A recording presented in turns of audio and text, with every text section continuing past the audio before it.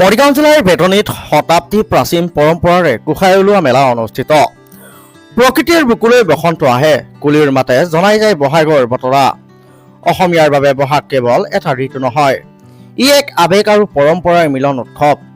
মধ্য অসমৰ বিভিন্ন প্ৰান্তৰ দৰে মৰিগাঁও জিলাৰ বেতনী অঞ্চলতো শেহতীয়াকৈ অতীজৰে পৰা চলি অহা ঐতিহ্যবাহী গোসাঁই উলিওৱা মেলা উলহ মালহেৰে উদযাপন কৰা হয়।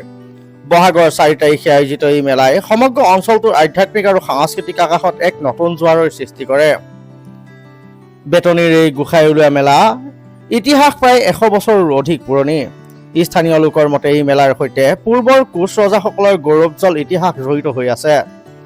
বিশেষকৈ ঐতিহাসিক 7 ৰজা 5 ৰজাৰ দিনৰে পৰা চলি অহা এই চহকী সাংস্কৃতিক আজিও লক্ষী সিংহ ডেকা, শুকুৰ সিংহ ডেকা আদিৰ উত্তৰ পুৰুষসকলে নিষ্ঠাৰে ধৰি ৰাখিছে। বেতনী গাঁৱৰ ৰজা চুবুৰীস্থিত ঐতিহাসিক বুঢ়া নামঘৰৰ পৰা এই মেলাৰ উৎপত্তি হোৱা বুলি কোৱা হয়।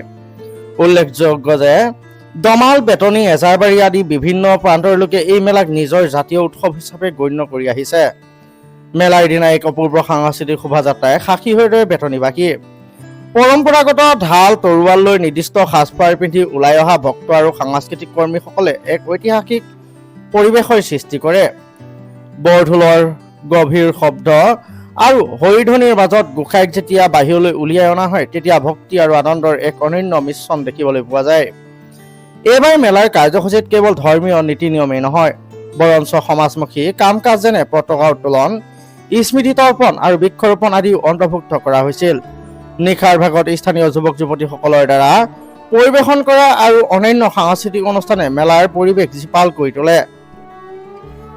এইবাৰৰ বহাগ বিহু তথা মেলা আনন্দৰ মাজতে এক গভীৰ বিষাদৰ ছাই বিৰাজ কৰাও দেখা যায়। অসমীয়াৰ হিয়াৰ আমঠু জনপ্ৰিয় শিল্পী জুবিন গাৰ্গৰ আমাৰ মাজত নোহোৱাত সমগ্ৰ অঞ্চলটো মৰ্মাহত। সমগ্ৰ অসমবাসী ৰাইজলৈ আমাৰ মৰিগাঁও জিলাৰ বেতনী গাঁৱত মিলনজ্যোতি যুৱ সংঘ তথা ৰাইজৰ তৰফৰ পৰা সশ্ৰদ্ধা প্ৰণিপাত তথা ৰঙালী বিহুৰ ওলগ জনাইছোঁ। আজি আমি সঁচাই গৌৰৱবোধ কৰিছোঁ যে আজি বহাগৰ আমাৰ এই অঞ্চলৰ প্ৰায় 100 বছৰ হৈছে।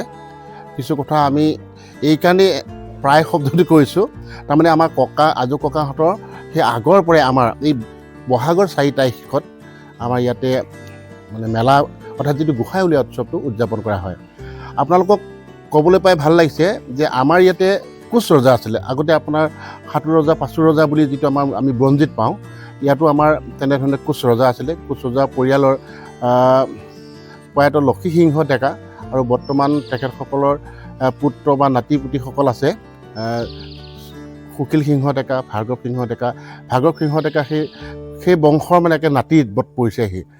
এতিয়া আগতকৈ মানে এতিয়া তুলনামূলকভাৱে এইটোৱে হৈছে যে আমাৰ মানুহৰ যিটো এটা সমস্যা আহি আছে, মানুহৰ মানে এই সমস্যাবিলাকৰ কাৰণে আমাৰ সেই আগৰ পুৰণি যিবিলাক ৰীতি নীতি তাৰ পৰা কিছু মানে অলপ দেখা চাৰটো অলপ সলনি হৈছে। কিন্তু মেলাৰ সাংস্কৃতিক পৰিৱেশত জুবিনৰ অনুপস্থিতিয়ে যেন এক শূন্যতাৰ সৃষ্টি কৰিছে। স্থানীয় ৰাইজে আক্ষেপেৰে কয় যে জুবিনৰ অবিহনে এইবাৰ বিহু যেন কিছু অৰ্থহীন হৈ পৰিছে। তেওঁৰ প্ৰতি থকা অপৰিসীম শ্ৰদ্ধাৰ বাবে এইবাৰ সাংস্কৃতিক অনুষ্ঠানত নগাঁৱৰ উদীয়মান কণ্ঠশিল্পী গীতাৰ্থ গিৰিণ আৰু তস্ময় বৰাই জুবিন গাৰ্গৰ কালজয়ী গীতসমূহ পৰিৱেশন কৰি শিল্পীগৰাকীক শ্ৰদ্ধা জনোৱাৰ পৰিলক্ষিত হয়। প্ৰতিজন স্বাভিমানী অসমীয়াৰ দৰে বেতনীবাসীয়েও জুবিনৰ ন্যায় কামনা কৰে। সংস্কৃতিৰ পূজাৰী এইসকল লোকে আশা কৰিছে যে পৰম্পৰাগত ৰীতি নীতিৰে উদযাপন কৰা এই গোসাঁই উলিওৱা মেলাই সমাজত শান্তি, সম্প্ৰীতি আৰু একতাৰ বাৰ্তা কঢ়িয়াই আনিব। পুৰণি ঐতিহ্যক বুকুত বান্ধি নতুন প্ৰজন্মক সংস্কৃতিৰ সৈতে চিনাকি কৰি দিয়াৰ ক্ষেত্ৰত বেতনীৰ এই মেলা সদায়ে এক অনন্য অনুষ্ঠান হিচাপে পৰিগণিত হৈ থাকিব। মৰিগাঁৱৰ পৰা চন্দন হিৰা ৰিপৰ্ট, লগালে 10।